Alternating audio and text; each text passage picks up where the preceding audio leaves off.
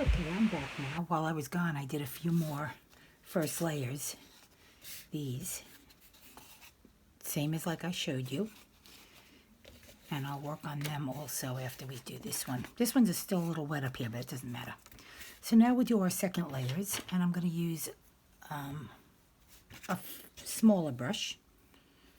This one and this one that's very stubby.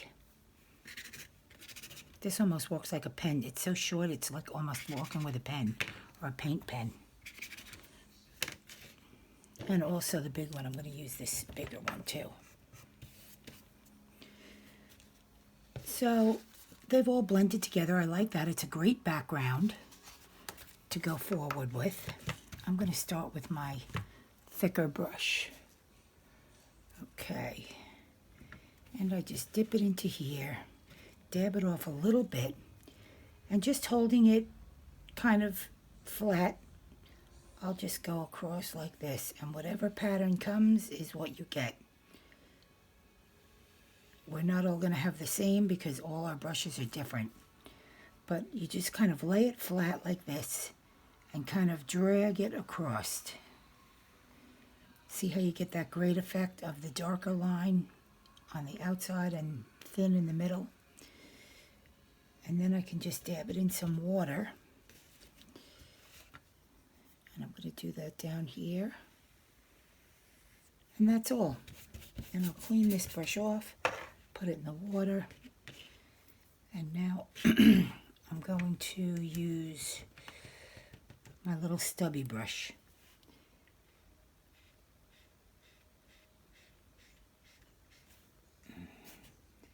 And I'm just making some downward lines, some stripes.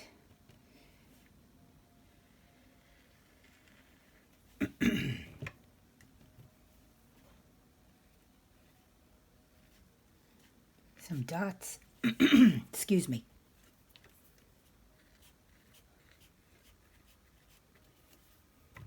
Whatever you think of to do, you can do, I could do some things like this. You can do any kind of marks you want. You could put suns going across, flowers. I'm just keeping it a little simple for now. Don't forget, you can rotate your work too, so you get a different perspective. Now I'm seeing mine's a little dark, even though the pink is under there and the white, but it's a little dark, so I want to add some lighter colors.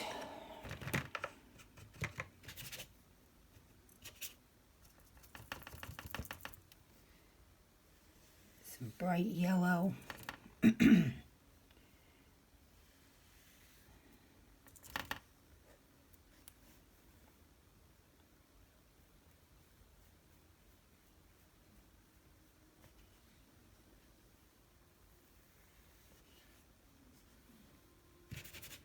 And sometimes it'll get too dark for my liking.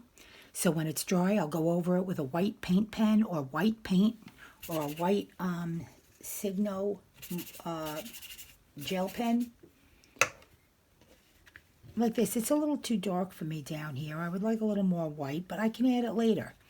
No mistakes. You keep assessing it as you go along, and if you don't like something, there's always something you can do to fix it. That's why mistakes are fine, because they lead you in directions you're not expected to go, and you can always fix them. You can always do something to a mistake to make it work. That took me a little bit of time to get that attitude. I didn't always have that attitude.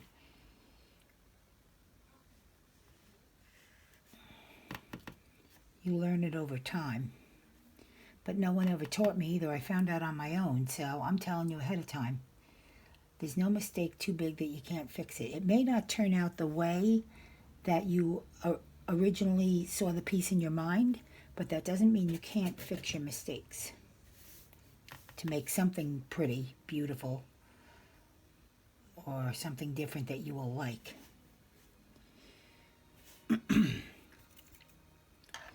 I gotta look in the light and see if this is still wet on the whole piece. Now see, it's kind of dry in here. Well, let me see again. So I could use my white pen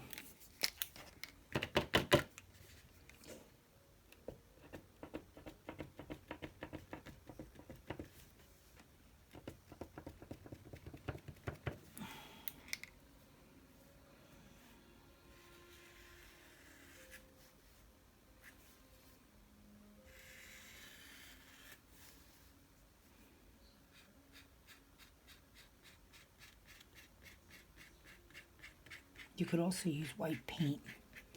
I'm just using pen because it's easier right now.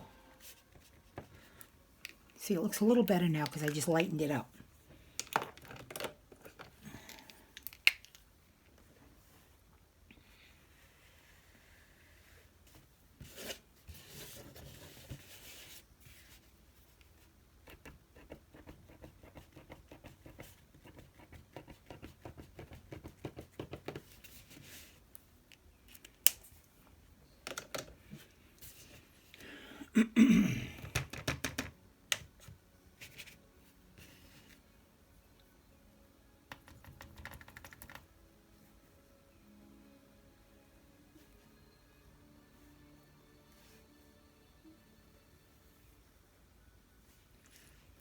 And actually, I'm liking this just now. I don't want to add any more watercolor. I may go in later with some paint pen or gel pen, but for now, I like how this looks, just the way it is. Actually, it has too many of these going up and down, but that's okay because I can go over it later. All right, let's pick another one and add to this. Okay.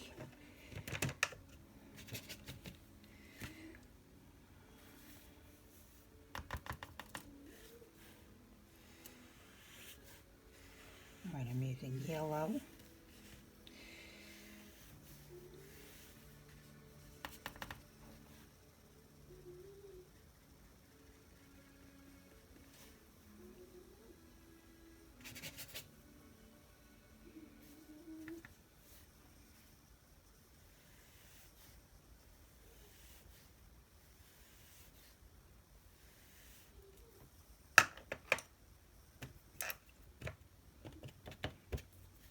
See, I keep switching brushes.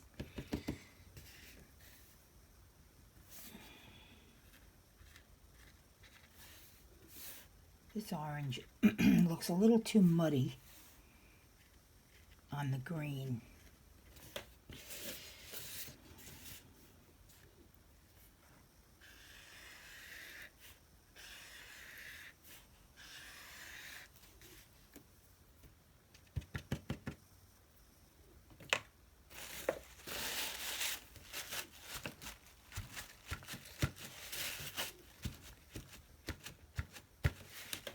See, now I like that effect, how taking the orange off these little stripes here, it gave like a batik effect.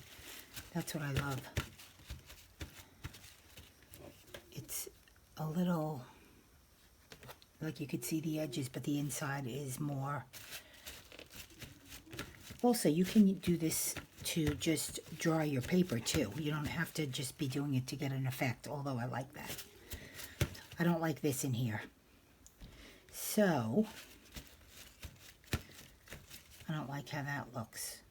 I would like it if it was with different colors, but I don't like it because it's with the green. So, I will use my big brush, and I've dried it already. It's a little bit wet, and I will do what I did before.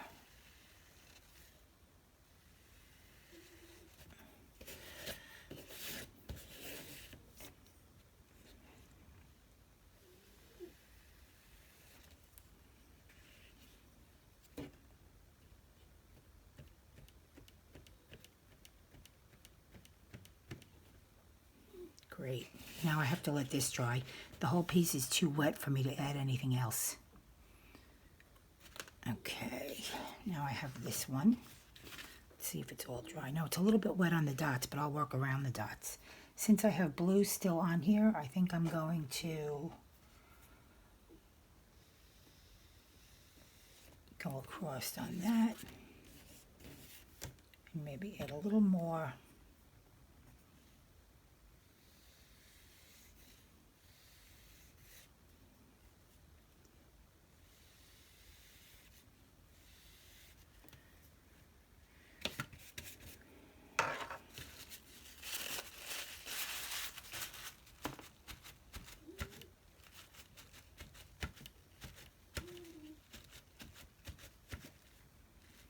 And then there's ink on here, so you can also go across and use that ink to cover some of the others.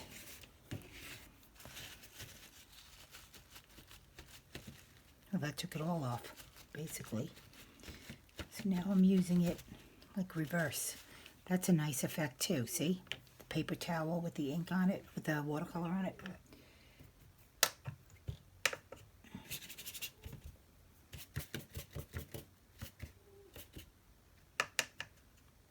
I do have black watercolor. I don't use it often because I usually use black ink. But this one is calling for a little black.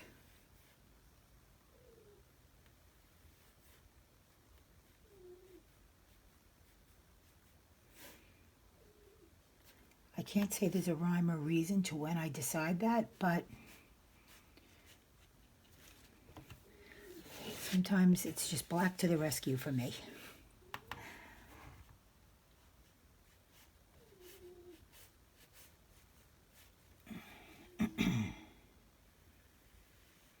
Now I'm going to let this one dry too because it's very wet.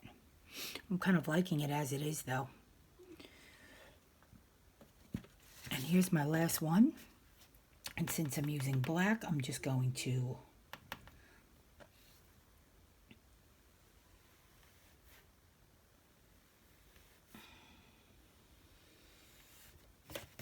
go in here and use the black for this layer.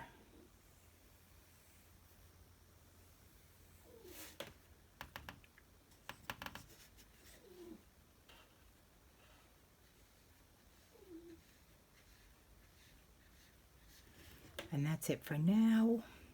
And then I will come back with the last part of this lesson showing you how I use the paint pens on top of the dried layers. Okay, bye-bye.